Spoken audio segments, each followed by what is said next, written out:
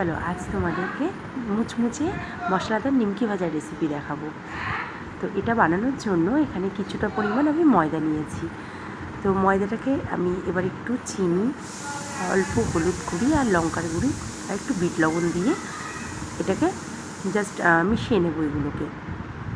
আর ময়ান দেওয়ার জন্য আমি এখানে অবশ্যই সাদা তেল ব্যবহার করব। প্রথমে এই মশলাগুলোকে আগে একটু মিশিয়ে নিই। আমাদের বাঙালিদের কিন্তু সন্ধ্যাবেলা হলেই না চায়ের সঙ্গে একটু টানা হলে ঠিক মজে না, আর বাইরে থেকে সেই একই চানাচুর বা তেলে ভাজা এগুলোই খেতে হয়।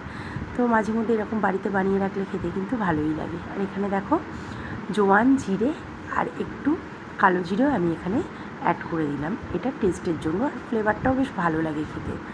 আর নিমকি প্লেনের থেকে একটু মশলাদার হলে না আমার একটু বেশি ভালো লাগে। আমি একটু মশলাদারটাই বেশি পছন্দ করি, কেউ কেউ আবার প্লেনটাও ভালোবাসতে পারো। তো দেখো এখানে আমি সবটা মিশিয়ে নিয়েছি ভালো করে। এবার একটু সাদা তেল দিয়ে দিলাম ময়ান দেওয়ার জন্য। তোমরা চাইলে এখানে বেশি পরিমাণেও দিতে পারো, আমি একটু কমই দিয়েছি। আর এবার এটাকে ময়ান দেওয়ার পর তেলের পরিমাণটা তোমরা চাইলে কিন্তু অবশ্যই একটু বাড়িয়ে দিতে পারো, আমি একটু কম রেখেছি এটা।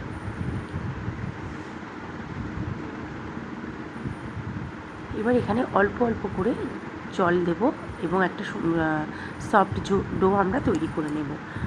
আর জলটা কিন্তু অবশ্যই ঠান্ডা নর্মাল ওয়াটার দিতে হবে, ফ্রিজের ঠান্ডাও নয় বা গরম জলও নয়, নর্মাল ওয়াটার দিয়েই কিন্তু আমি এটা মেখেছিলাম। দেখো এরকম একটা সফট ডো আমি তৈরি করে নিয়েছি, একেবারে সফট নয় আবার একদম শক্তও নয়। তো এবার আমি এটাকে কিছুক্ষণের জন্য রেস্টে রেখে দেবো, ওই আধা ঘন্টা মতন আমি রেখেছিলাম, তার থেকে বেশি কিন্তু রাখার প্রয়োজন হবে না। আমি না মাঝে মধ্যে এরকম বানিয়ে রেখে দিই, আমার একটু বেশ ভালোই লাগে খেতে। তো দেখো কিছুক্ষণ পর, আর আমি কিন্তু এখানে একটু খাবার সোডাও অ্যাড করেছিলাম, যেটা স্কিপ করে গেছি। তোমরা কিন্তু এখানে একটু খাবার সোডাও অ্যাড করবে, তাহলে মুচমুচে ভাবটা না একটু বেশিই হবে তার জন্য। তো ডোটাকে আরও একবার আমি মেখে নিলাম, যেহেতু কিছুক্ষণ রেস্টে রেখেছিলাম তার জন্য। এবার দেখো হাতের সাহায্যে এরকম কিছুটা পরিমাণে আটার লিচি যেমন কাটে সেরকম করে কেটে নিলাম। এবার এটাকে আমরা বেলে নেব। আমি কিন্তু মাঝে মধ্যেই এরকম মশলাদার নিমকি বাড়িতে ভেজে রাখি চায়ের সাথে খাওয়ার জন্য, আর বিশ্বাস করো খেতে আমার ভীষণ ভালো লাগে। তো এটা আমি ময়দা দিয়েই বেলে নিয়েছি। এবার একটা ছুরির সাহায্যে নিমকির আকারে কেটে নেব। একদম পারফেক্ট শেপ আনতে হবে এরকম কোনো ব্যাপার নয়, যেহেতু ঘরোয়া বানাচ্ছি তার জন্য মোটামুটি একটা শেপ হলেই হলো।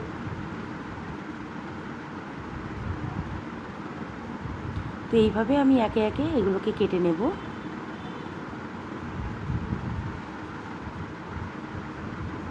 দেখো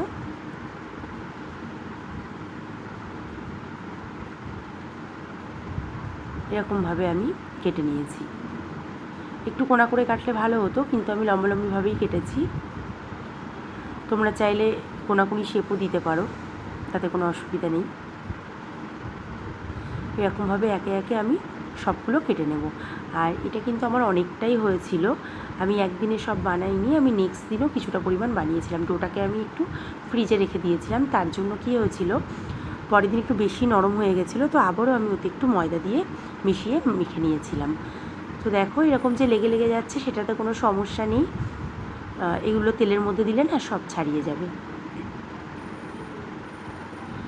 তো এবার একটু কড়াইতে তেল গরম হলে, তেলটা একটু গরম হয়ে গেলে আমি একে একে এগুলোকে দিয়ে দেব।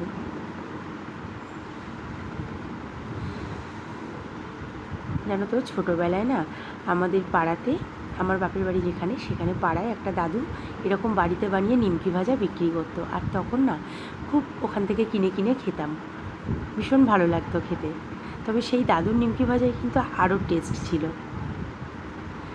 কেউই কিন্তু আমরা কারোর টেস্ট নকল করতে পারি না, চেষ্টা করি, কিন্তু সেম টু সেম যে হবে এরকম কিন্তু একদমই বলাটা ভুল হবে। তো দেখো এরকম লো ফ্লেমে এগুলোকে ভেজে নিতে হবে, কখনোই কিন্তু জোরটা বাড়িয়ে দেবে না, তাহলে নিমকিগুলো পুড়ে যাবে। একদমই লো ফ্লেমে কিন্তু এটাকে ধীরে ধীরে ভাজতে হবে।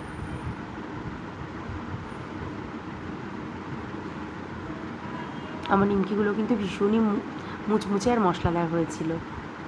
আর লবণটা আমি সামান্যই দিয়েছি, পরে যখন তোমরা খাবে সেই সময় আবার একটু লবণ মিশিয়ে নেবে।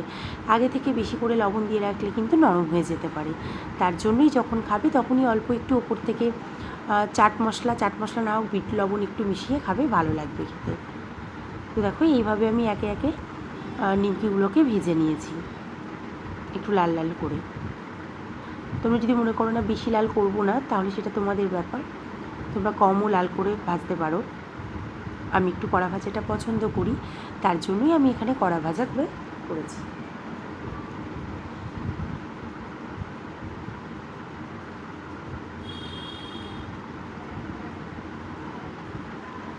তেলে ভাজা আমরা পছন্দ করি না এরকম মানুষ কিন্তু কমই আছে, সবাই আমরা মোটামুটি তেলে ভাজা পছন্দ করি, আর বাঙালি হলে তো কোনো কথাই নেই।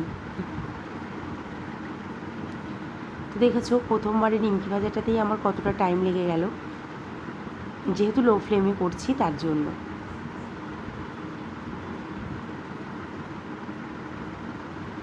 আর বারবার কিন্তু এরকম উল্টে পাল্টে দিতে হবে, না হলে কিন্তু একদিকটা বেশি লাল হয়ে যাবে।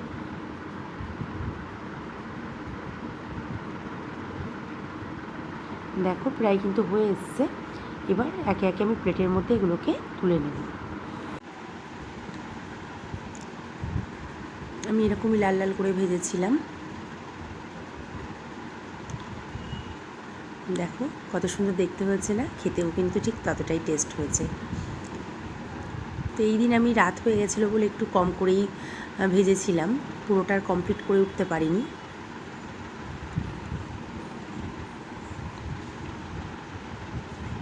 সত্যি কথা বলতে কি, আমি যেদিন এগুলো ভেজেছিলাম আমার ঘরে কিন্তু এগুলো এক সপ্তাহ ছিল না, 2 থেকে 4 দিন বড়জোর ছিল।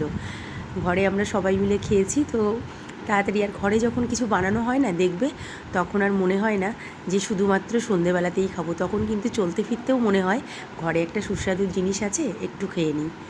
তো আমাদের ঘরে সেটাই হয়, তার জন্য না এগুলো আর বেশি দিন টেকেনি, ওই 2-4 দিনই এর মেয়াদ ছিল, তার মধ্যেই আমাদের নিমকি ভাজাগুলো শেষ হয়ে গেছিলো, এতটাই টেস্টফুল হয়েছিল।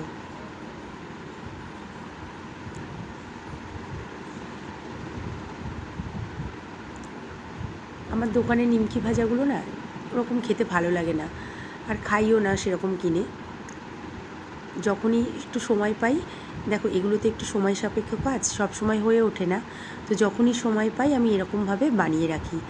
আর জানো তো যখন এই দুর্গাপুজোর টাইমটায় যখন মিষ্টি মুখ করতে আসে, সেই মিষ্টি প্লেটের সাথে কিন্তু এরকম নিমকি ভাজাও দিতে পারো, সেটা কিন্তু খুবই ভালো লাগে। আর দেখো কতটা সুন্দর হয়েছে। তো আবারও একটা টেস্টি মজাদার কোনো রেসিপি নিয়ে তোমাদের সামনে অবশ্যই চলে আসবো। কথা হবে তোমাদের সঙ্গে আবারও, ততক্ষণের জন্য চলো টাটা। আর রেসিপিটা কেমন লাগলো অবশ্যই জানিও।